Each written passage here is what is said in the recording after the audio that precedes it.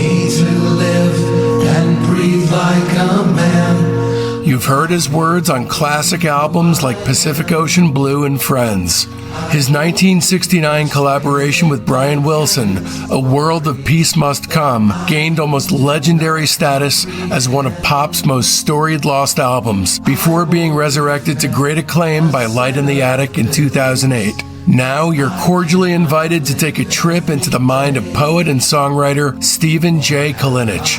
Heyday Again Records presents I Love My Life, a postcard from one of the last standing poets of peace and excitation. Order your copy today. I Love My Life by Stephen J. Kalinich and Friends. You'll see why heavy hitters like Brian Wilson, Dennis Wilson, Paul McCartney, Steve Cropper, P.F. Sloan, and Diana Ross have all worked with him. I Love My Life by Stephen J. Kalinich. Order today at realgonemusic.com. Again, that's realgonemusic.com.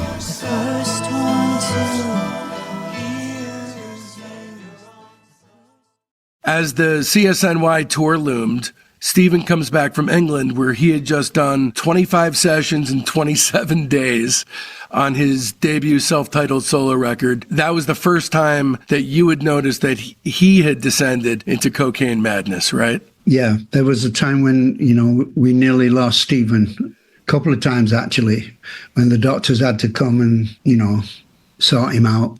Yeah, I realized that he was very dependent on cocaine. Now, in 1984, at the end of a CSN tour, after tour party, and I went down there and I saw people just smiling and grinning, except the smile was on their lips, but not in their eyes. And I realized that I probably looked the same to them, and stopped cocaine immediately. Yeah, that was December of 84. Never went back. You literally haven't done it once since then? No, not once.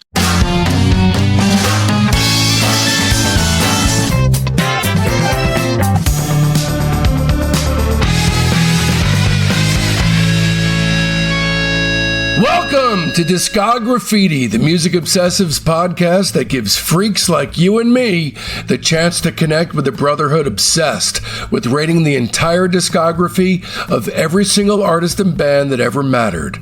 I'm your host, Dave Gebrow, and with 4 new episodes each week, you're going to gain a comprehensive knowledge of an act's history and output in the time it takes to listen to one album. Each new guest swings a hard left into an area you either had no idea you needed to know about or know all about and can't believe you're not alone out there. And in this episode, we'll be turning our spray cans on Crosby, Stills, and Nash, along with our special guest, Graham Nash. This episode is part of a series called Wild Tales, the Graham Nash Interview Series, in which we discuss every last release the great Graham Nash ever had a hand in creating, including CSN, CSNY, C&N, and his solo career, and it details a history almost too crazy to be believed. Here are just a few of the many things that Graham and I discuss in this podcast.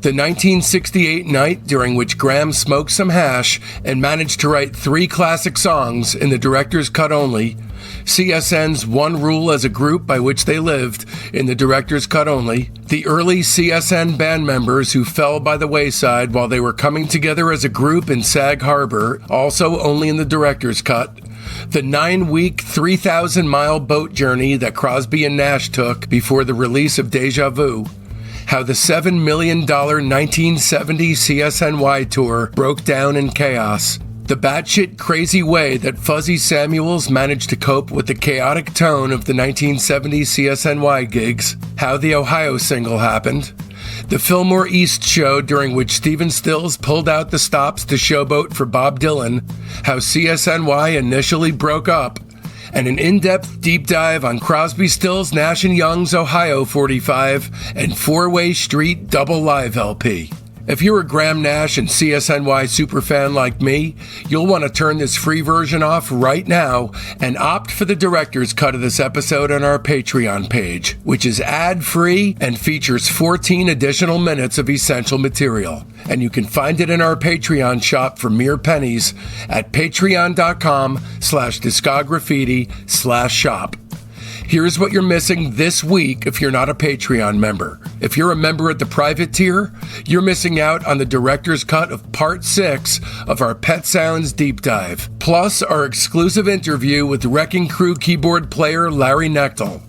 If you're a member at the lieutenant tier, you're missing out on the Larry Knechtel interview, and if you're a member at the major tier, well, you're not missing a single thing, because the major tier gives you access to everything that Discograffiti releases. So don't miss out. Open up your listening app right now and subscribe. And away we go then.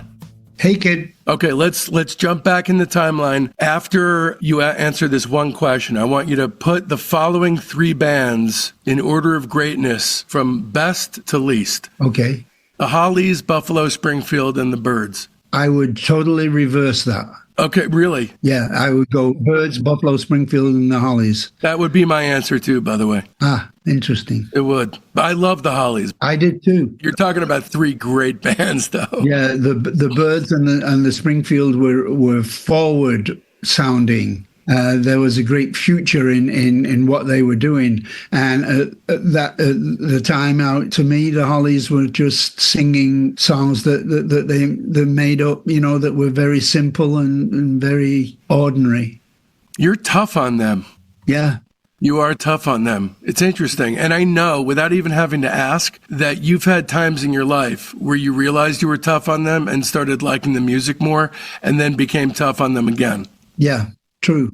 We left off after Deja Vu, which was released on March 11th, 1970, but we're not at the release yet. When you finished your debut record the year prior, you never wanted the process to end, whereas after Deja Vu, it was good riddance, right? Not so much good riddance, but thank God, David and I went down, on his boat to Mexico, I think. Not just Mexico. It was January 23rd, 1970. You guys got on the Mayan, and for 7 straight weeks, from Fort Lauderdale to San Diego, you went 3,000 miles. And Yep. You had an adventure that most people do not live in their whole life. That's right. That was my first sail. The story is that we were in Fort Lauderdale.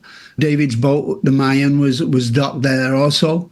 And Crosby calls me and he says, "Hey, Willie, do you want to go for a sail?" And I go, "Well, I've never sailed, but, it sounds good." Now, I'm thinking we get up in the morning, we smoke a big joint, we go out on the ocean, we see some dolphins, we smoke another joint, we come back, smoke another, get some dinner at some great restaurant and go to bed. Hey, no problem. Nope. 9 weeks. It's so funny. I mean, it sounds like the whole thing was a dream come true, including the fact that you wound up writing half of the first Crosby and Nash record on that trip. That's true. Between the two of you guys, that's half the record. It was a great time. The only time that was not spectacular was in Panama when Joni joined the trip, right? That's right. Joni and I were at loggerheads with several items, and it was an uncomfortable time. And Joni finally left after 2 or 3 days, and, we carried on sailing. I'm not going to describe the bowl of cornflakes and a spanking incident because I want to underscore the importance of people actually buying and reading your autobiography. But It sounds like at that point it was all over except the fat lady singing. But you were holding out hope, and you had purchased a house for the two of you in the Haight District. But Yes. You hadn't told her because you wanted to surprise her after That's right. doing a bunch of work to it, right? Yep. I found the house. It was $53,000. Think about that. A building, a whole building of 4 floors, on Buena Vista West, which was a beautiful part of the Haight. And Haight Ashbury was, 2 blocks away. I lived at 439 Haight at Webster. So you were right in the middle of it, right? Yeah. So it was a house that I bought for me and John, and I spent, I don't know, close to $500,000 on redesigning and rebuilding the entire house. Did you ever tell her that you bought the house for both of you? Uh-huh. You did, okay. So you got that telegram while she was in Crete. She's got away with words, doesn't she? Yes, she does. The telegram was very simple. It just said, if your hand is full of sand and you squeeze it tightly, the sand will just run away. Words to that effect. Yeah. I was laying a new kitchen floor in the house in Laurel Canyon on Lookout Mountain. And you pretty much immediately hightailed it over to the Chateau Marmont, which is where rock and rollers go when they're having a tough time, right? Seems that way, doesn't it? But I did spend a lot of time at the chateau. Yeah. I deliberately rented the penthouse, which was infamous for having incredible parties of Hollywood film stars there. And I wanted to be in that atmosphere. I wanted to soak up all what I knew. But yeah, it was a great hotel. It was very private. We rented, me and David in 75, I think, rented, one of the outside building rooms, which had, a huge garden at the back and stuff. And that's where we put together Wind on the Water. Yeah. Next to Art Garfunkel. Uh-huh. And it was the same apartment that Belushi died in. Yeah. Now, the day that you went to the chateau, that very day, did you write Simple Man? I don't know whether it was that very day, but it was that time, yes. It was that one, I Used to Be a King, in Stranger's Room. Right. Was there a part of you that you think that was courting chaos in order to squeeze out material? No, it just happened to me. I didn't welcome the depressive mood I was in. It just happened to me. I was very depressed about me and Joan, but at the same time, I realized that it was over and wrote those songs and started to look for a beautiful, intelligent woman again. It didn't take long. Yeah. You definitely landed on your feet quickly. Thank God. Well, if it's over, it's over, Yeah, easy to say that. What's the most recent song that you at least partially wrote about Joni? Was it in the 70s or was it? Mama Lion, maybe? Okay, so 75. Yeah. All right, so in my mind, I'm thinking that she's actually, it's like a Frankenstein combination through the 70s, 80s, 90s, that she enters into that equation somehow. Right, indeed.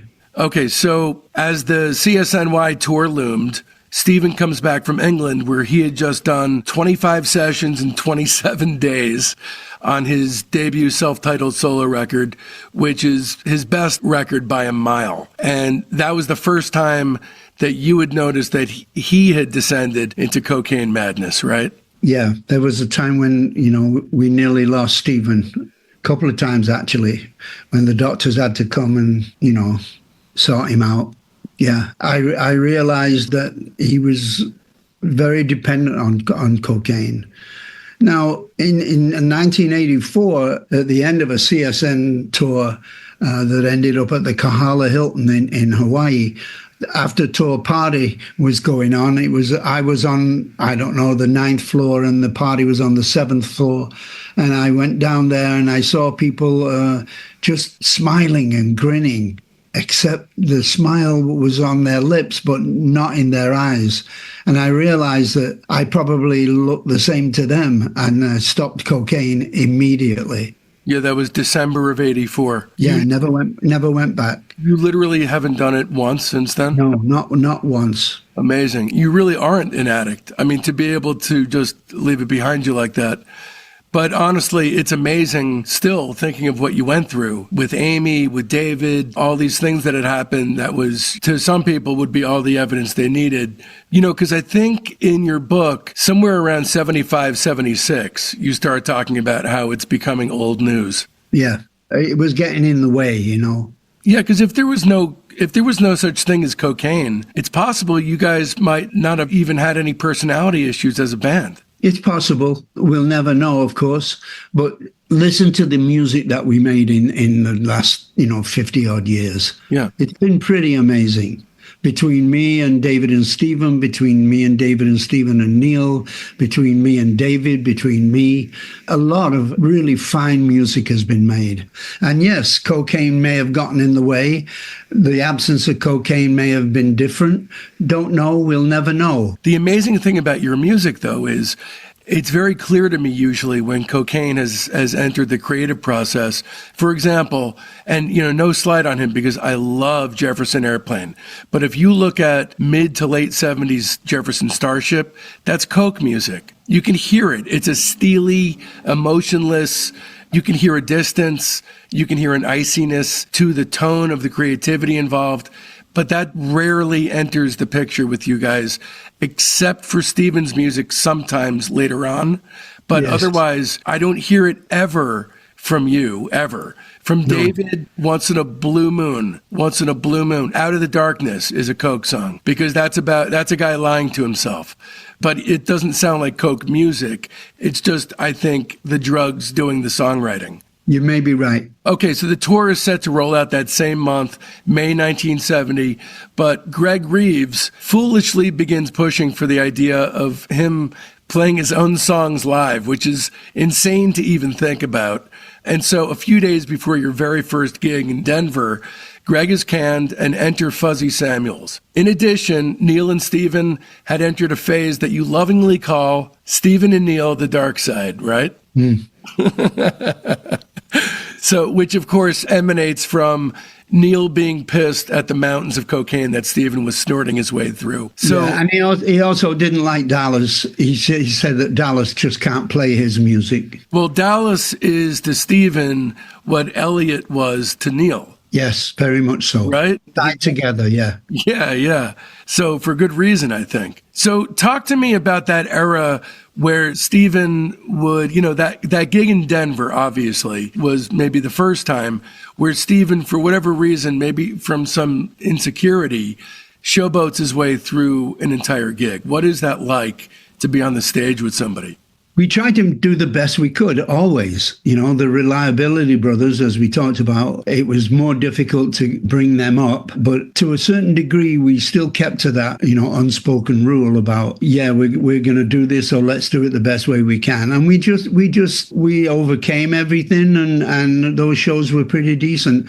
But it was very obvious that something was going on drug-wise. And obviously, the drug was cocaine. Okay, so Steven showboats his way through that whole first gig. Neil walks off stage toward the end, doesn't come out for the encore. After sound check the next day in Chicago, Steven wanders off. You, David, and Neil fire Dallas, call off the tour, and leave Chicago on the first plane out without even informing Steven that you're leaving. This is the first instance of about 700 times where you guys do this kind of stuff to each other, which as an outside observer is fascinating, but had to have been such a pain in the ass. I can't even, for you and for everyone.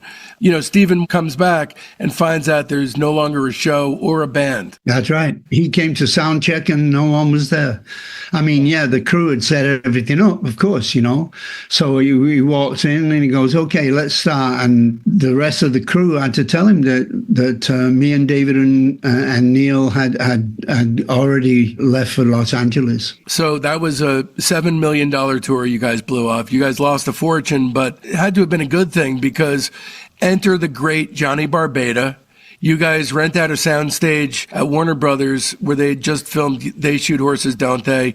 An incredible movie about marathon dancers. And there's a sign that hung over the stage door that read what? Will they last? How long will they last? How long will they last, right? That's where Bill Cosby came in one day with a bullwhip to sound check. And he kept cracking the bullwhip, go on, get going. But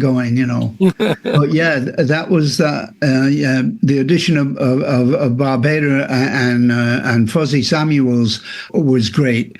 I don't know whether Fuzzy ever took cocaine. I'm sure he must have done at some point, but they were relatively clean. Let's say that. Well, you write in your book that Fuzzy was apparently so freaked out once you got on the road by the tone of the gigs that you heard at that time that he took acid every single day of the tour just to cope. I honestly don't know how somebody takes acid to cope. Yeah. That doesn't make any sense. However we got through that, and Fuzzy was on acid a lot, yeah. Oh, hi, I'm Dave Gebrow. I threw my career as a licensed hearing instrument specialist in the trash, sold my house, and moved to the East Coast with my wife and 5-year-old son in order to focus on making the ultimate weekly podcast for music obsessives thrive. But weekly wasn't enough for me, so I bumped it up to 4 shows a week. Becoming a subscriber to Discograffiti's Patreon gives you access to hundreds of exclusive episodes. As a 2-show per week private, you get the weekly show by and for our Patreon family, the Discograffiti Soldiers of Sound podcast. As a 3-show-a-week lieutenant, you'll get early release, ad-free, extended director's cuts of the main show. They're the shows as they were intended to be heard. Plus, you'll gain access to half the Patreon archive and the upcoming Beach Boys Behind the Mirror companion episodes, which will feature dozens of special guests from within the Beach Boys camp talking about and rating their music. But as a 4-show-per-week major, you'll be drowning in a flood of must-hear binge listening, because I'll be bombarding you with episodes about super cool bands that are too subterranean for free Fridays. It's like going to music college, but with a tuition that makes all kinds of sense. Plus, our entire Patreon archive is yours. Discograffiti's Top 10, our Buried Treasure show, Rock Cousteau, our Slag Off show, Queasy Listening, and the Private Press with Paul Major. And all that for the price of only a cup of coffee a week. Times are tough, you say? Fret not, because there's a $1 tier. Or you could just join as a basic member and buy episodes piecemeal from our Patreon shop. Don't risk feeling badly about yourself by not giving. Check out patreon.com/discograffiti to find the tier that's right for you. Once again, that's patreon.com/discograffiti. So we're not on tour yet. It's early May 1970, and Kent State has just happened. In a lot of ways, Ohio, backed with Find the Cost of Freedom, is sort of the apotheosis of who you are as a band, what you stand for. You know, that town crier thing, the folk tradition really coming into play. Yes. And also, interestingly enough, when we get closer to modern day and Neil comes back into the picture in the 80s and 90s and has the mistaken idea that you guys are a folk band and starts flooding your records with these sometimes very listless folk songs, it's like he forgot that you guys were sometimes at your best when you did these raw, shit-kicking rock songs. Yeah, Ohio was a very interesting point in our lives. The story of how it happened is that David and Neil were up in Northern California in a cottage that Steve Cohen owned. Steve Cohen was our lighting director at that point. And David and Neil were there, and David showed Neil a magazine with the cover of one of the slain students that were, murdered at Kent State. And he said he saw Neil looking at it, picking up his acoustic guitar, walking outside into the woods, just around the cottage, and came back with Ohio. I was in Los Angeles. So was Stephen. I was staying in Stephen's house. Crosby called me and said, do me a favor, book the record plant, book studio, book Bill Halverson, tell Fuzzy and Barbado what we're doing. We're coming down. We want to record this song called Ohio. And I did what David asked. I booked the studio. I booked Halverson. I told Fuzzy and John what we were doing. And they came down, and the next day we recorded Ohio. I think we did 3 takes of it. One of them was the take that we loved. We mixed it right then.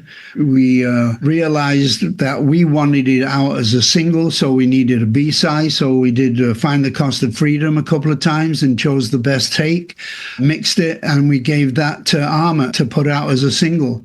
Now, at the time, we had Teacher Children in the top 30 going up into the charts. And Armor said, hey, you're a little nuts if you want to do this. You put this single out, but we thought it was more important that the American people know what happened to relatively peaceful protesters in Kent State, with their God-given right to protest when their government was doing something wrong in their name. And what was wrong in their name right then was the secret bombing of Cambodia that was put together by Nixon and Henry Kissinger. So we did want it out immediately, and we told Armor we don't care about a new hit with Teacher Children. We care about them knowing what happened and put it out. And somewhere in I think maybe Gary Burden's file somewhere is the design for the 45 sleeve, which was a copy of the Constitution with 4 bullet holes in it. Right, that was the unused one. Without the bullet holes is what became the cover, right? Yeah. Just a couple of things about that. First of all, you really do walk it like you talk it, because Teach Your Children is your song, and it was shooting up the charts. It was doing very, very well. It's one thing to talk a big game about this stuff, and a lot of people do, but unless I have my history wrong, it was you really pulling for replacing and swapping out these songs on the charts. It was my decision because it was my song. Right. But once again, the Reliability Brothers came with Neil, and we knew that we wanted to put it out as a single, regardless of Teach Your Children going up the charts. And then for whatever reason, Amit was actually there at the session, which is good because he made sure that it was released in only 2 weeks' time.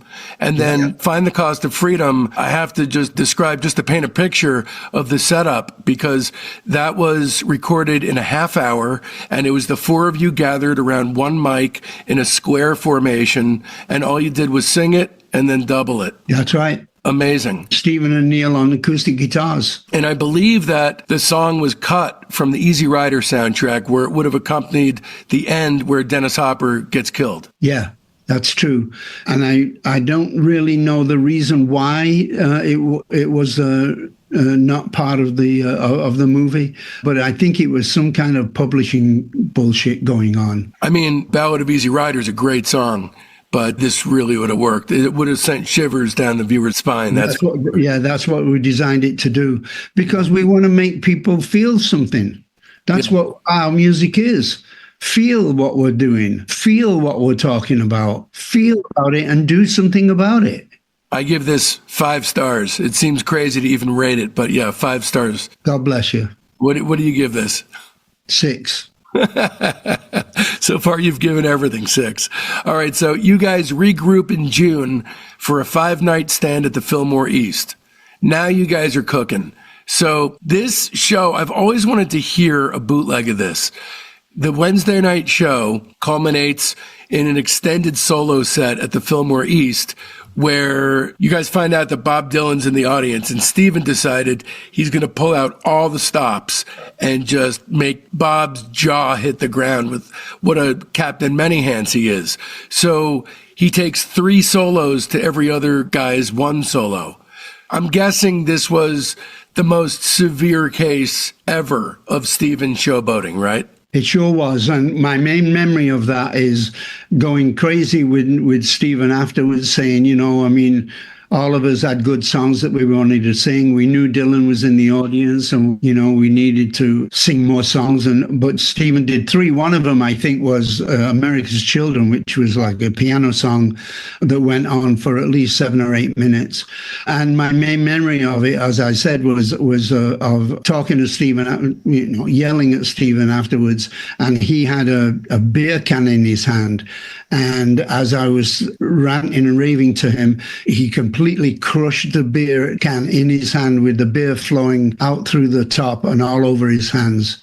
I remember that distinctly. My God.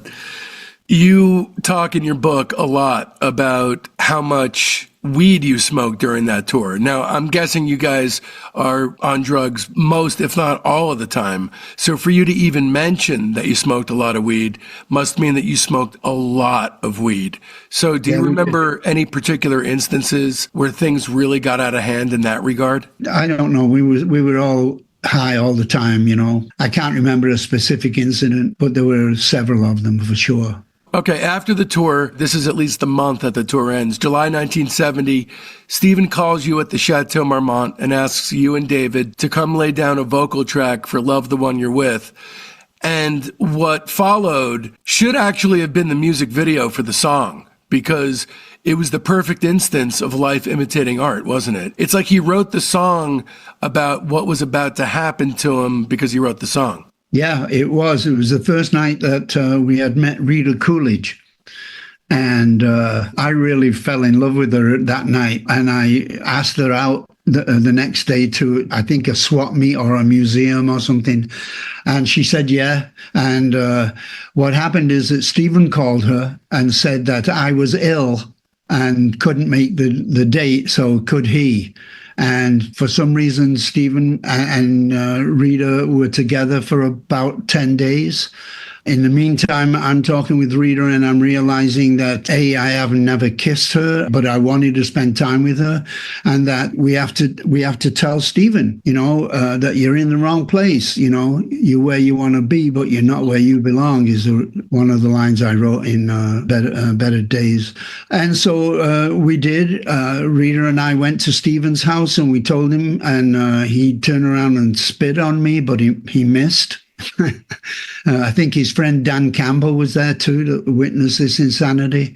And then Rita and I were together for the next couple of years. And that was the end of the band, kind of, for now anyway. Yep, it was. This episode is brought to you in part by Bespoke LA. Located in the Fairfax district of Los Angeles, Bespoke LA is the modern podcaster's dream come true. It's got 2 podcast pods available, one with audio only and the other with both audio and video. Just think, you can start your own podcast tomorrow without investing a single penny in equipment. What, you don't have experience editing? Don't even sweat it. For an additional fee, Bespoke LA can edit your podcast. Or not, it's entirely up to you. Rates start at $75 an hour with discounts if you book 4 sessions at once. Go to bespokela.com/podcast. That's BSPOKELA.com/podcast for more information or to book your time today. And be sure to tell them that Dave sent you for a one-time 25% discount. And, this is an interesting point to me. I want to talk about a few things because it's just endlessly interesting for me to think about.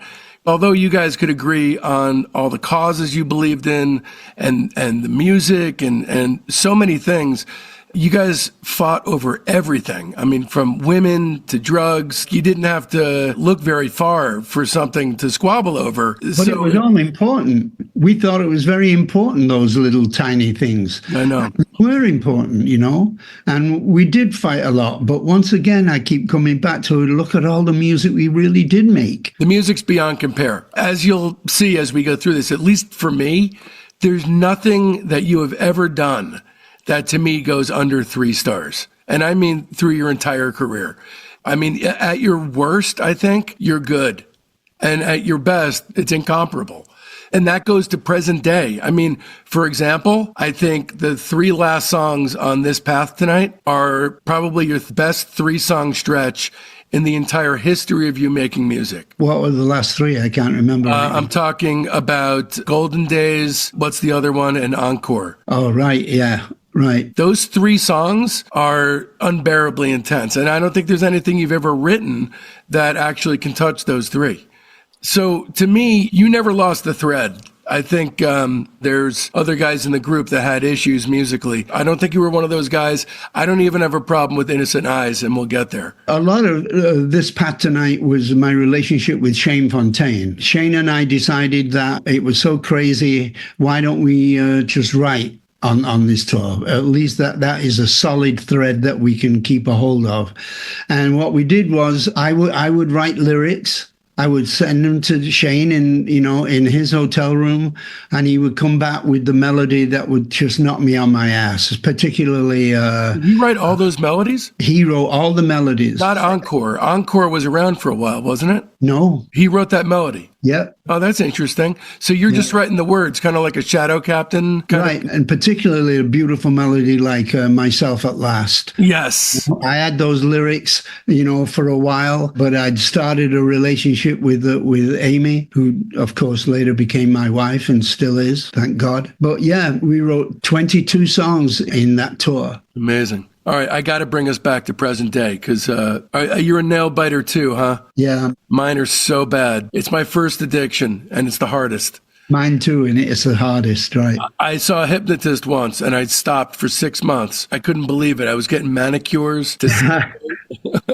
All right, so how would you define the term supergroup? Just like it is a combination of 3 or 4 people that were always good musicians in their own right, and famous in their own right, and talented in their own right, that come together to form a band that's never been done. Very much like Traveling Wilburys, Yeah. I guess we were a supergroup too. So I know, or at least I'm guessing, that CSN represented freedom for you initially, but did being in a supergroup eventually become a massive albatross for you where it was almost like daydreaming of being in the Hollies again? Not really. I take everything day by day. I hardly think about the past. And, as we've said before, life is full of choices. You either do this or you do that. And your life is whatever choice you make. And so, that's why I choose to only think about the good times that me and Crosby had. I don't want to think about the bad times. And there were many of them, but I don't want to think about them. Yeah. I want to think about the music that we made and the laughs that we had as friends for over 50 years. But yeah, I love being, I was going to say free, but in a word, it's really right. I'm on my own. I don't have to ask anyone's opinion about what I need to do. I'm playing with a band that love my music. That, for instance, I want you to do the Sleep song the other night. And they said, okay, let's do it. And I said, no, we have to rehearse it first. They said, why? We know it. And we did a great version of the Sleep song, just great. And it made me smile. And I smile a lot with this band. Yeah. And that's a great thing for me at my age. You deserve it, man. I mean, reading about some of this stuff, it is agonizing just to read. Yeah. I mean, mainly, honestly, it's fucking Neil. Seriously, it's like a time bomb, basically. Very much so. I mean, a lot of people think the best thing that happened to CSN was Neil. Yeah. And a lot of people think that the worst thing that happened to CSN was Neil. Right. Okay, so I think most importantly, though, at this juncture, and I'm sure you thought of this at the time, and maybe you didn't think about it consciously, but with the Beatles having broken up and Dylan in hibernation raising a family and, crazy fucking crackpots going through his garbage pail looking for clues and things like that, do you think, with the benefit of hindsight, that accepting, even if it wasn't consciously, accepting the responsibility of becoming the new countercultural figureheads of the Woodstock Nation, that taking that on and having to point the way forward as leaders for America's young and searching was too much of a burden for the three or four of you to shoulder? No, because we never thought that way. We only thought that what we were doing is as much true as possible in our music. So we were only talking to ourselves. I mean, we were obviously talking to a lot of people who bought the records and stuff and saw the videos and stuff, but we would just concentrate in on being the best that we could be. And the fact that, people thought that we were the voice of a generation is very flattering. But it was only these four guys, with four egos and four ways of making records and four ways of living life. And all that music came out of that kind of a feeling that we wanted to do the best we could and tell the truth as much as we could. You're telling me that laying in bed at night, you didn't feel that pressure at all? No, not at all. That's amazing. It really is amazing. 'Cause, I would feel excited as well. But along with that, come that burden of quote unquote responsibility, whatever that means. I guess mostly because you're a guy who seems like he really has his feet on the ground. I know that, Coke was part of your story for a long time, but you seem like a reasonable chap to me. Something that a few of your bandmates don't seem quite as grounded as you. So, well, no, it comes a lot from my childhood. Yeah.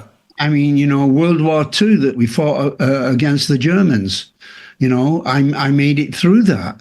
English people made it through that war. I mean, don't forget it. It was only a few years, really, blink of an eye, really, since World War I against the Germans.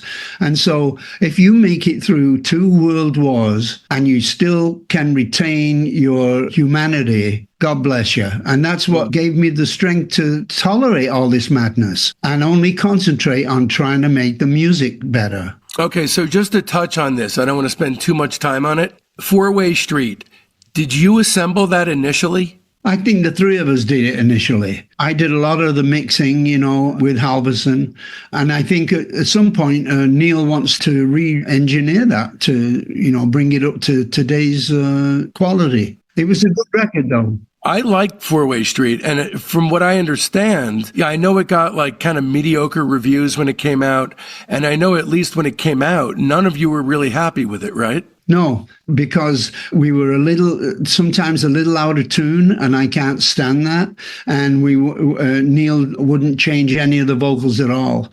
And so we had to put it out the way it was. And unfortunately, I didn't think it was good enough. Right. That's why I did the 74 tour, because of the same thing. I'd heard a bootleg of it, but we were better than that. We were a better rock and roll, and I wanted for people to hear us as a rock and roll band with good mixing and good vocals. What do you prefer, the Four-Way Street live set or Live at the Fillmore East 1969? If I had to make a choice, I'd go with the Fillmore East things, because we can feel in that music how much we liked each other and how much we loved each other and how much we loved the music.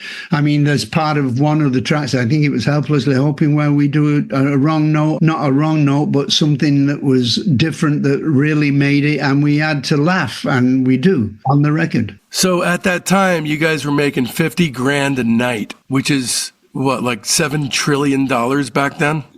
It was a lot of money. Yeah, that is crazy. I mean, and I bring that up to illustrate that you had to really have wanted to walk to say goodbye to that. Because that, I don't care what kind of ideals you have, $50,000 a night is a lot to say goodbye to. I remember one of the nights when we'd do a couple of encores and the crowd was going crazy, and then we went up into our dressing room, and then Bill Graham came knocking on the door and said, "Come on, do another encore." And we said, "No, we've fucking done 3 already. No. And Bill said, "Come on, please."